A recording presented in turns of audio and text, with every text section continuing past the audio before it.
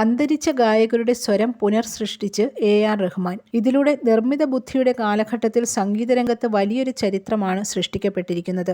ഐശ്വര്യ രജനീകാന്ത് സംവിധാനം ചെയ്യുന്ന ലാൽ സലാം എന്ന ചിത്രത്തിലെ ഗാനങ്ങൾക്ക് സംഗീതം പകർന്നിരിക്കുന്നത് AR റഹ്മാനാണ്.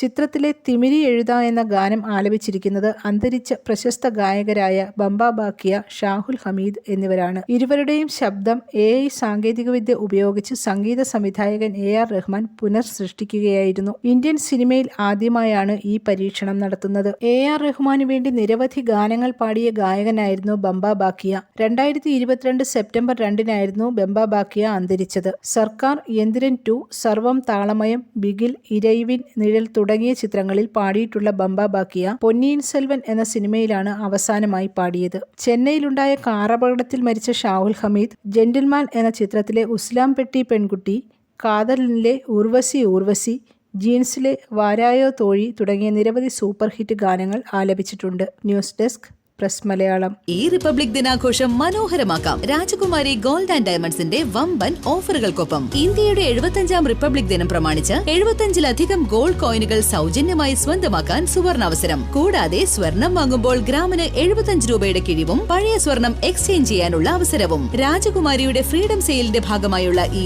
ഓഫർ മാമാങ്കത്തിൽ പങ്കാളികളാവാൻ ജനുവരി 26, 27, 28 തീയതികളിൽ ഞങ്ങളുടെ ഷോറൂമുകൾ സന്ദർശിക്കൂ. ഈ റിപ്പബ്ലിക് ദിനാഘോഷം രാജകുമാരി ഗോൾഡ് ആൻഡ് ഡയമണ്ട്സിനൊപ്പം ആവട്ടെ.